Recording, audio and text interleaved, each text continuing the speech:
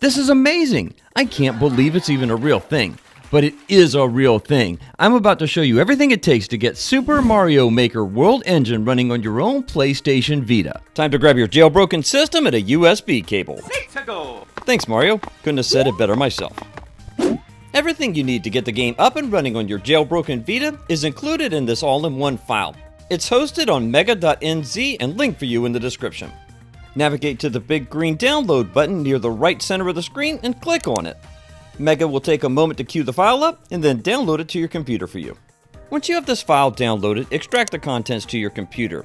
You can save some folder and folder structure by going to the extract location and deleting everything to the right of the word downloads. Once you've selected the location where you want to extract this folder, click to extract the folder. Once you have the contents of the folder extracted, I'd recommend deleting the zip file out of the downloads folder in order to eliminate clutter. Go ahead and double-click into the folder that you just extracted. You'll need to connect your Vita to your computer in order to copy over these files. From here, navigate to Vita Shell, select it with the X button or tap on it, then tap or select Start with X. To start the connection between your Vita and your PC over the USB cable, press the Select button on your Vita. On the left side, I have the contents of the all-in-one folder, and on the right side, I have the root of the Vita storage. Grab everything from inside the all-in-one folder and drag and drop it directly onto the root of your Vita storage. Be sure not to drag and drop it into one of the folders so it doesn't land in a subfolder. Drag and drop them directly onto the root of the device's storage. An important note here, make sure to replace or merge any files or folders that it requests. The all-in-one file needs to add some content to places like the data folder, which may very well already exist on your Vita's internal or external storage. Once you have all of the files and folders copied over to the root of your Vita storage, you can close out any instances of File Explorer. Press the circle button on your Vita to disconnect it from the USB connection from your computer. Use the D-pad to scroll the highlight down to UX0 and select it with the X button. From here, use the D-pad to scroll all the way down to the bottom of the list of files and folders. You'll find 4 new VPK files here, and you'll need to go ahead and install 3 of them. First, install SharkFood.vpk by pressing the X button 3 times. Once you install each VPK file, you can press the triangle button, scroll down to delete, select it with X, and select X to confirm its deletion. Now that SharkFood's installed, repeat this process for PackageInstallerLauncher.vpk and AutoPlugin2.vpk. And remember to delete the VPK files once they're installed in order to save space on your device. With all 3 of these installed and deleted, press the PlayStation button on your Vita, then swipe from the right corner down or press and hold circle to go back to the live area. In order for Android-ported applications to work on your Vita or PlayStation TV, you'll need to install some key components on your device. And that process starts with 2 plugins, which you can install through the Auto Plugin 2 application. Use the D-pad to move the highlighter to the bubble for Auto Plugin 2 or tap on it on screen. Then tap on the Start button or select it with X to launch the application. When the main menu appears for Auto Plugin 2, select Vita Plugins with the X button. Then select Install Plugins with the X button to continue. There are 2 key plugins that you need to install. The first one is called FD-Fix by the Official Flow. Use the D-pad to scroll down through the list of menu choices and bring the highlighter down to FD-Fix. Then select it with the X button to install it. Once it's installed, it will return to the menu. And the second plugin is called 𝐘𝐈𝐍 by the Official Flow. Scroll down to it in the list of menu choices, highlight it, and select it with X to install it. With both of the plugins installed, press circle twice to go back to the main menu for Auto Plugin 2. Restart your device by using the D-pad to scroll down to Exit and selecting it with X. Then at the confirmation prompt, select OK with the X button to restart. Back at the live area, you'll need to make sure you have the most recent version of the PlayStation Mobile Runtime, version 2.01. To check this, you can go to your Settings application. Navigate to Settings with the D-pad or tap on the bubble in the live area. Then tap on the Start icon or select it with X to launch settings. Inside the Settings application, use the D-pad to scroll the highlighter down until you see the word System. Select it with the X button. And in this submenu, use the D-pad to scroll down until you see PlayStation Mobile and select it with X. If you see anything here other than 2.01, you'll need to go through the package installer process. Either way, press the PlayStation button and then swipe from the right corner down or press and hold circle to go back to the live area. If you need to install your PlayStation Mobile Runtime, come down to the package installer bubble in the live area and either tap on it or select it with X.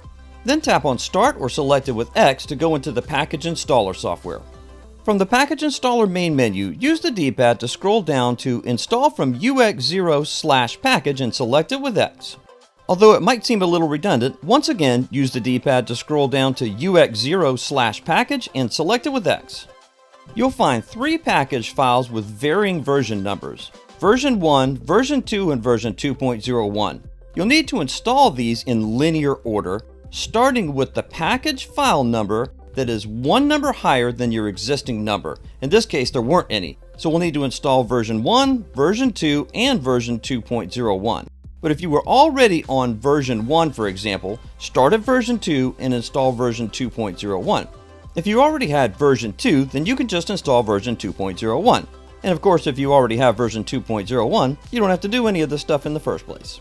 Once you've updated all the way up to 2.01, press the PlayStation button and swipe from the right corner down or press and hold circle to go back to the live area. Tap on Settings in the live area or select it with the X button. Then tap on Start or select it with X to go back into Settings.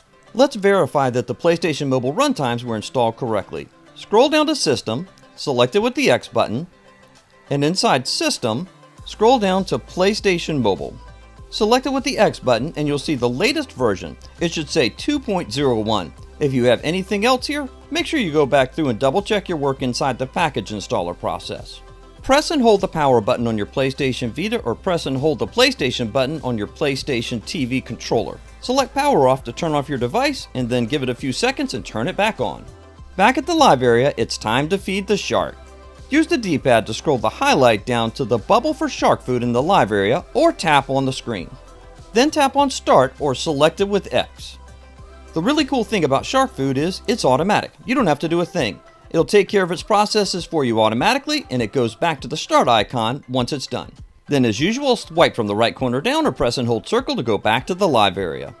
SharkFood needs to create a file on your PlayStation Vita or PlayStation TV for it to work correctly with Android. To check this, go to Vita Shell, tap on it on the live area or select it with X. Then tap on Start or select it with X. From the list of storage options inside Vita Shell, scroll down to UR0 and select it with the X button. Then use the D-pad to scroll down to Data and select the Data folder with the X button.